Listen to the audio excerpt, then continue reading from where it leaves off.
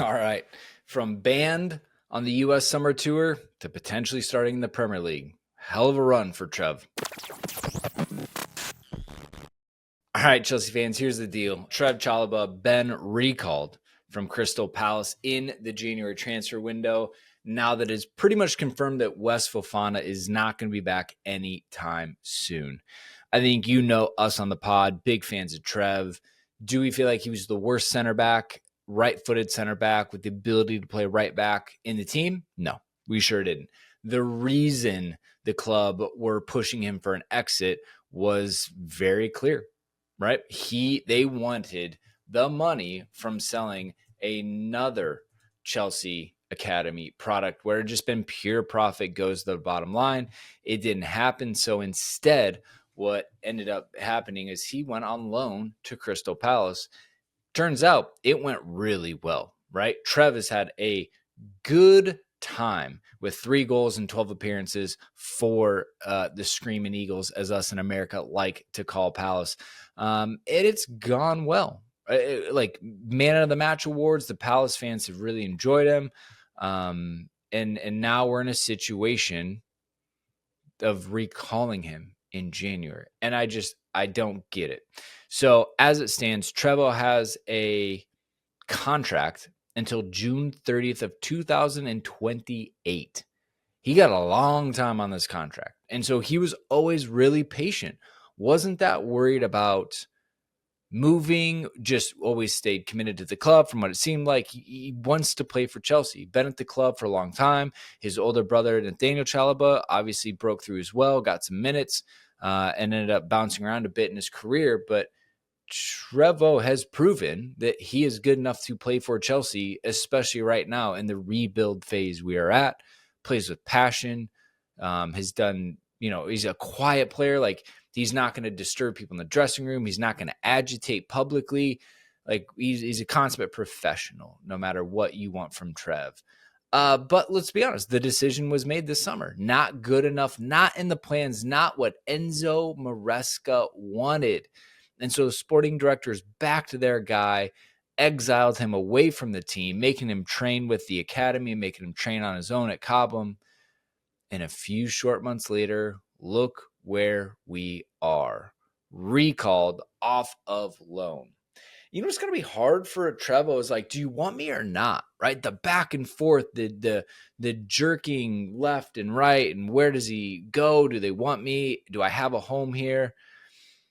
He was banned not only from training with the first team in preseason, he was not allowed to go on the U.S. Summer Tour. Remember? He was told, you will not go on summer preseason tour with us. You need to find something else.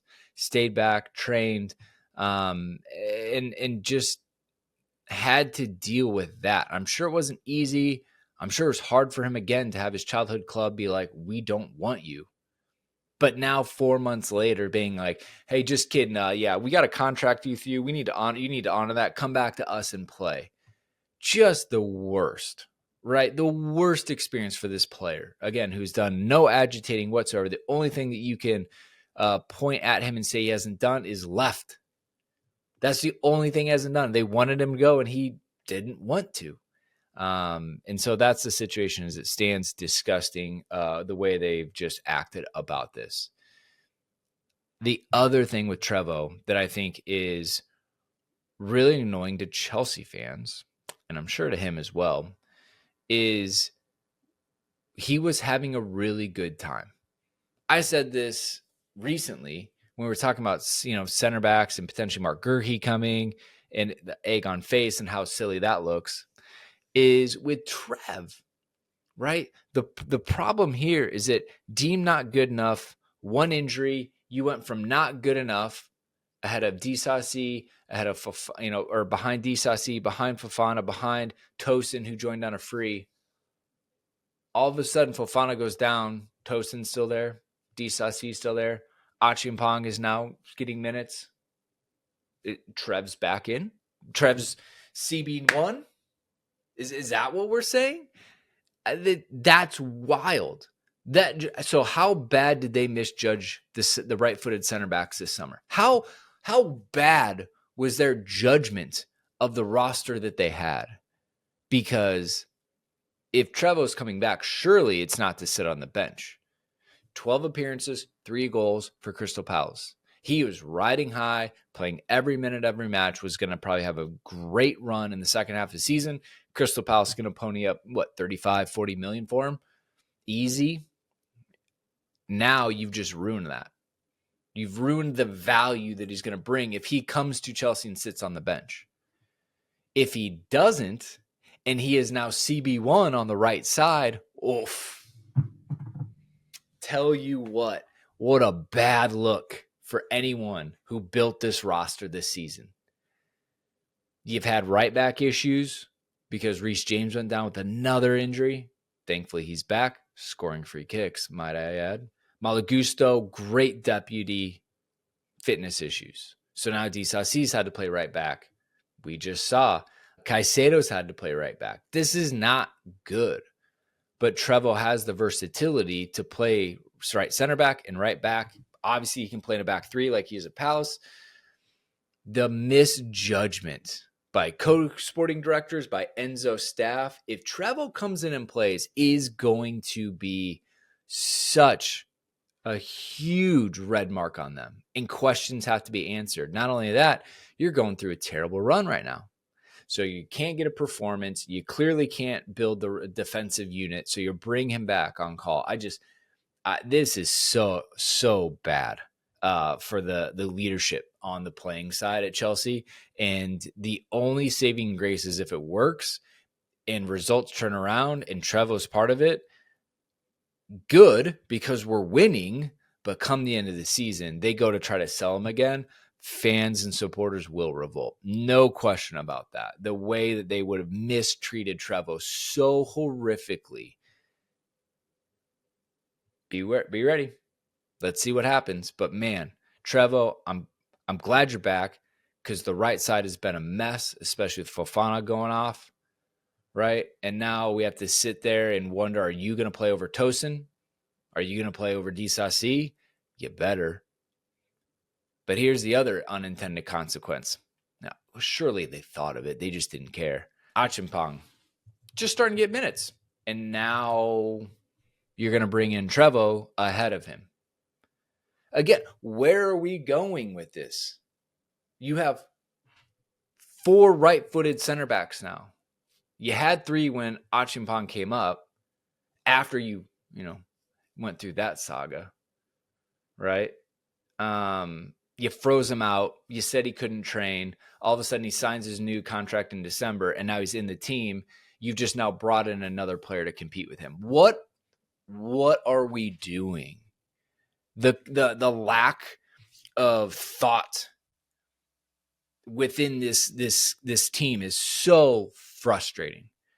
If Disasi doesn't leave this window, what's the point? Tosin's not going to leave because he just joined 6 months ago on a free. You've now overloaded the team again. Unbalanced, unnecessarily Trevoh coming back. You've got Levi Colwell, left-footed. Benoit Badiashile, left-footed. Tosin, right. Axel, right. Achimpong, right. I mean, if you want, you could even add Anso Mini, who came back, but I don't think he's going to be there. But he's right-footed center back. And now Trevoh. Why? I don't get it. Anyone with common sense doesn't get it. This was not the play that the team needed. And if it is, if Trevoh's is the answer to our right-sided defensive issues when Fofana goes down, what are you doing with Axel? What are you doing with Tosin? Because it needs to be Trevoh and Achimpong. Those are the only 2 that need to play the rest of the season in the Premier League. No ill will against those other 2. Just don't need them. Plain and simple as that.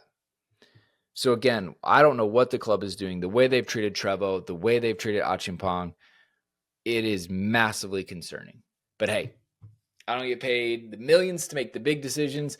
Somebody else does. So I do want to touch on a couple other things, because obviously Chelsea have been rumored with a couple other players. And another issue that you could say that we have is potentially an attack, right? We are scoring goals. Obviously, we're bleeding goals, which is a bigger concern. But Nico Jackson, striker, has scored 2 goals in December in 6 matches. I don't think he scored at all in November. And so very much cooling down. Hasn't scored in a month since those 2 goals in December. And so now we're in a situation of looking at potential attackers. It seems like Nkunku is less than thrilled with the situation. To be fair, I can understand. So Mathys Tel and Liam Delap, very opposite, ends of the spectrum in that sense. With Tel, a young French player at Bayern, scored 12 goals. Young, from Paris FC, played at Rennes, moved to Bayern Munich, but he's on a long contract. He's there till 2029. Like, if you want to trade Nkunku and make something work, there's probably a deal to be had.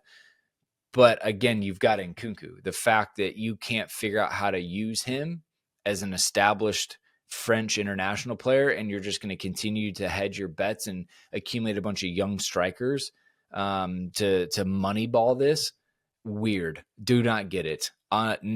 Mission not understood. Mission not accepted. Liam Delap, right? Like, okay, great. He's at Ipswich. He's their guy. Scoring a good amount of goals.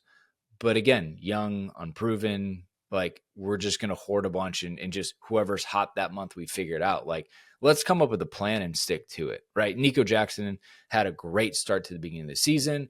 Understand it, or yes, has cooled off, but like, pick a lane and stick to it, right? And the fact that you can't get a tune out of Nkunku, pretty concerning in terms of like how you're developing this team. It seems like there's not a lot of patience with this group. They're quick to move on and chop and paste. So I don't know. I'm not thrilled. I think that Ipswich would try to probably extort us for an entire year's worth of earnings to double the revenue in one season for Liam Delap. He's a big punt, and I think we've seen this before. It's like, great, you're going to go buy someone who's had a couple good months in the Premier League and assume that, he's going to be able to have 4 good years at Chelsea. I just do not see it. It's like buying someone after an international tournament. Great. They had 3.5 good weeks. Now what? Look at how long it's taken Cody Gakpo to get settled at Liverpool after having a good World Cup. Like, even now you could say he's not burning it down like he was in the World Cup. It's just, it's different. But yet here we go, potentially going to sink a ton of money into that. So do we need a striker? Maybe. Do we need a defender? Not unless people leave. So look, allegedly, potentially, right? Chelsea are looking at Disasi, Renato Vega going to Borussia Dortmund, Dewsbury Hall. Matt Law said on the pod, absolute failure on both ends. Like, obviously, I called it preseason. He's going to be a player coach. There's no role for him. He's going to be on the sideline helping explain the system to the players. And that's exactly what we've seen. He's caused an issue with Cassidy not getting as many minutes, Vega not getting many minutes. Just, again, like fumble after fumble in terms of squad building from this leadership group. And it is so frustrating. Poor Dewsbury Hall could have been playing every single week, even in the Premier League with Leicester. Instead, he's rotting on the bench with a few Conference League minutes. Cesare Cassidy being linked, I believe, to Torino, potentially Antonio Conte and Napoli. Chilwell, yeah, find a solution for him. 18 months, whatever it is, like, free him from the tyranny that you guys have created. Crazy. Chukwuemeka, everyone is ready for him to go, especially if he goes to West Ham with Graham Potter.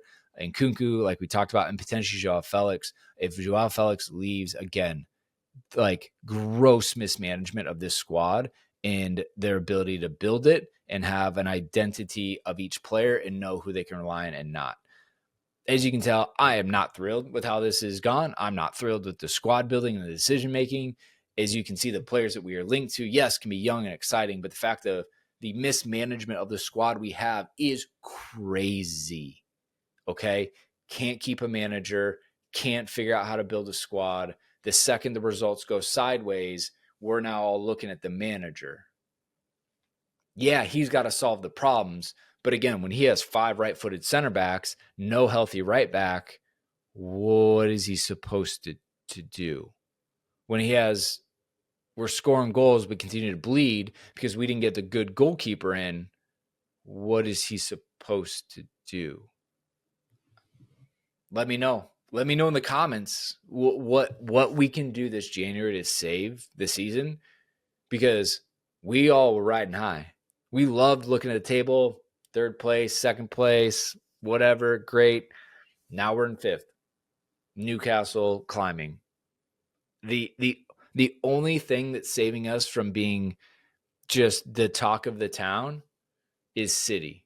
I actually don't think Tottenham being that low and United being that low is, no one's that bothered by it. But Chelsea, having had our comeback, having fought off everybody at the top of the table, potentially title challenge Liverpool, and now slipping to fifth while teams like Nottingham Forest are above us, it's a problem. So Enzo, figured out. I think you will. I, though, am really worried what these co-sporting directors are going to do to this squad in January.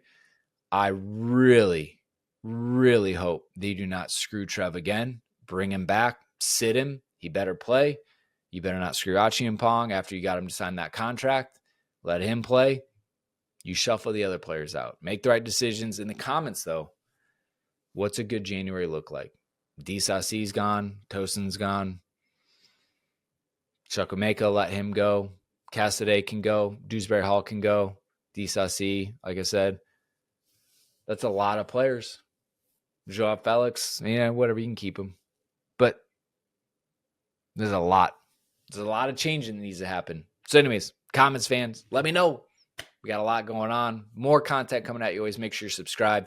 Check out the podcast. Very obviously dull reaction after the 2-2 draw to Bournemouth, but everything is broken down at great detail in full length on the pod side. So until next time, Chelsea fans, you know what to do. Get the blue flag flying high.